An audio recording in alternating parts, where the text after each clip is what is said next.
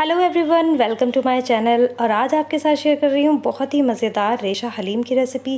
ये रेसिपी बहुत ही अमेजिंग है। शुरू में आपको लगेगा कि सिंपल है, लेकिन प्लीज़ आप इस रेसिपी को एंड तक देखिएगा। एंड में इसके कुछ स्पेशल मसाले मैं आपको दिखाऊंगी और इसके सर्व करने का तरीका मैं आपको बताऊँगी। ये आपको ज़रूर पसंद आएगी। तो चलिए इस रेसिपी को हम शुरू कर लेते हैं और देख लेते हैं इस रेसिपी में हमने ऐसे क्या ख़ास मसाले डाले हैं और किस तरह से हमने इसको बनाया है। सिंपल सी रेसिपी है, जैसे आमतौर पे हम इस्तेमाल करते हैं इंग्रेडिएंट वही हैं, लेकिन कुछ मसाले स्पेशल हैं। तो इस रेसिपी को तैयार करने के लिए मैंने लिए हैं करीब 250 ग्राम गेहूं, जो कि हलीम के गेहूं हैं। आपको किसी भी स्टोर पे अवेलेबल हो जाएंगे। ये स्पेशल तरीके से बनाए जाते हैं, इनका छिलका उतार करके तैयार किया जाता है। रात भर इन्हें भिगो दिया था अच्छे से धो करके, और सुबह को अब हम एक प्रेशर कुकर में इसे गला लेंगे। तो प्रेशर कुकर में मैंने ये गेहूँ डाल दिए हैं और इसमें डाला है करीब 1.5 से 2 लीटर पानी, और इसमें मैं डाल दूँगी 2 चम्मच नमक। और 2 चम्मच नमक डालने के बाद मैंने इसको प्रेशर कुकर को बंद कर देना है। 2 सीटी आने देनी है और उसके बाद करीब 25 से 30 मिनट हमने इसको लो फ्लेम पर गलाना है। तो इस तरह से आप देख सकते हैं ये बहुत अच्छे से गल गए हैं, लेकिन घुटे नहीं हैं। अब हमने इसको या तो आप इस तरह से घोट लें, या घोटना लकड़ी का जो होता है उससे आप घोट लें। अगर नहीं है तो हैंड ब्लेंडर का आप इस्तेमाल कर लें। अब यहाँ पर कुछ दालें हैं, जैसे कि धुली उड़द, धुली मूंग, अरहर, चना और धुली मसूर मैंने ली है। सारी दालों को मिलाकर के करीब ये आधा किलो दालें होंगी। 250 ग्राम मैंने गेहूं लिया था और आधा किलो मैं दालें ले रही हूँ। आप चाहें तो बराबर बराबर गेहूं और दालें ले सकते हैं। अब इन दालों को हमने अच्छे से धो करके भिगो देना है। अगर टाइम नहीं है तो आप बगैर भिगो ही इसे बना सकते हैं। तो मैं धो करके कुछ देर भिगो दिया था, और अब मैं सेम प्रेशर कुकर में उसी को धो करके इस्तेमाल कर रही हूँ। और यहाँ पर हमने ये दालें डाल देनी है, और इनमें मसाले हम नॉर्मली ही डालेंगे। जैसे कि मैंने आपको बताया, शुरू में आपको लगेगा कि मैं नॉर्मल सी रेसिपी बता रही हूँ, लेकिन ये बहुत डिफरेंट है। तो यहाँ पे मैंने करीब 1 से 1.5 लीटर पानी डाला है। उसमें मैं डाल रही हूँ नमक, जो कि मैंने 1 चम्मच डाला है। 1 चम्मच ही मैं यहाँ पर डाल दूँगी रेड चिली पाउडर। 10 ml का मैं इस टाइम पे चम्मच इस्तेमाल कर रही हूँ। और यहीं पर मैं डाल दूँगी हल्दी पाउडर, जो कि 1 चम्मच से कुछ कम है। तो यहाँ पर हमने कलर के लिए दिया है। अगर आप पिस्ता हाउस का हलीम देखेंगे तो उसमें हल्दी का इस्तेमाल नहीं होता है, और ना ही लाल मिर्च का।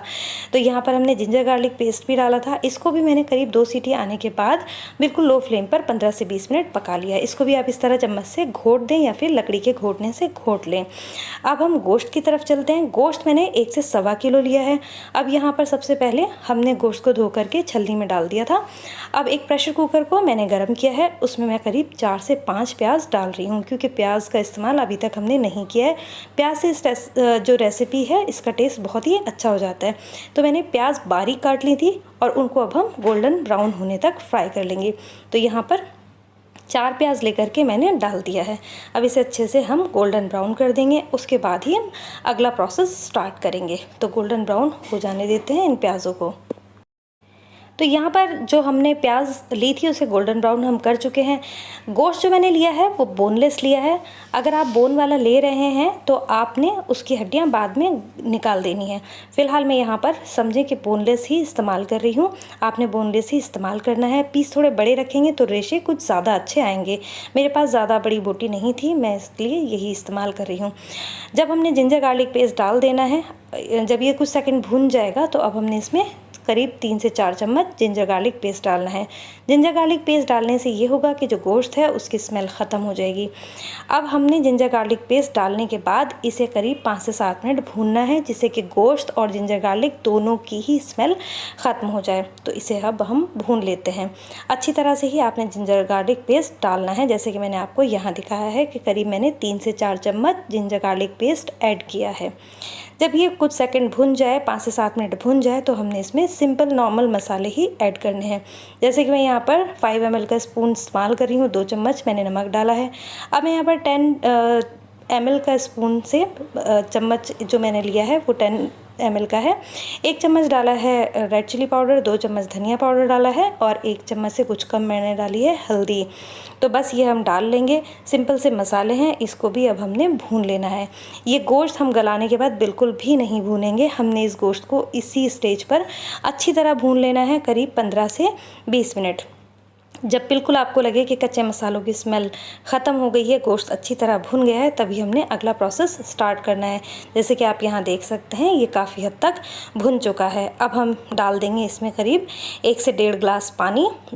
पानी हमने इतना डालना है कि गोश्त अच्छी तरह से गल जाए। अब हमने गोश्त को गलाना है। गलाना इस तरह से है कि 2 सीटी हमने फुल फ्लेम पर लेनी है और बाद में फ्लेम लो करके हमने करीब 15 से 20 मिनट इसे पका देना है। अगर आप हड्डी वाला गोश्त ले रहे हैं तो समझें कि हड्डियों पर से गोश्त छूट जाना चाहिए। जैसे मैंने यहाँ पर बोनलेस लिया है तो मैं आपको दिखाती हूँ कि किस हद तक हमने तैयार किया है। तो मैं बोटी निकाल करके आपको दिखाती हूँ। ये देखिए ये बोटी है और इस पे उंगली लगाते ही के साथ ये बिखरने लगती है। मैं आपको एक बार फोक से करके दिखाती हूँ। ये देखिए मैं जैसे ही झटकूँगी ये 2 हिस्सों में बट जाएगी। तो ये देखिए बहुत आसानी से टूटने वाला गोश्त आपने तैयार करना है। तो यहाँ पर अब हमने ये गोश्त तैयार कर लिया, इसे ट्रांसफ़र कर देते हैं एक बड़े बर्तन में जिसमें हमने पूरा का पूरा हलीम तैयार करना है।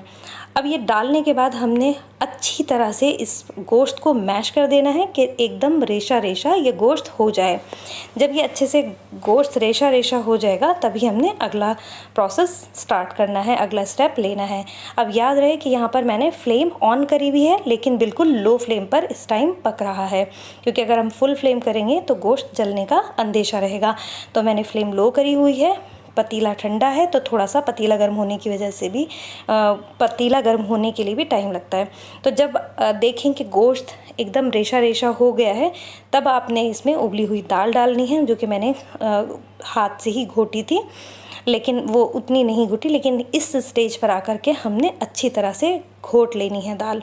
अब यहाँ पर जो हमने गेहूँ उबाल करके तैयार करके रखा था उसे मैंने हैंड ब्लेंडर से जो है घोट दिया था। आप हैंड ब्लेंडर का भी इस्तेमाल कर सकते हैं, लेकिन अगर आपके पास लकड़ी का घोटना है उससे बेस्ट किसी भी चीज़ से नहीं बनता है। तो यहाँ पर अब हम इस हलीम को सिर्फ हमने घोटना है।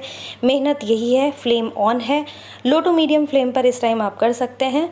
तो बस अब हमने बस घोटते रहना है और पकाते रहना है जब तक कि गोश्त का रेशा रेशा अलग ना हो जाए, जब तक कि दाल के दाने गेहूं के दाने बिल्कुल पेस्ट की शक्ल में ना आ जाएं।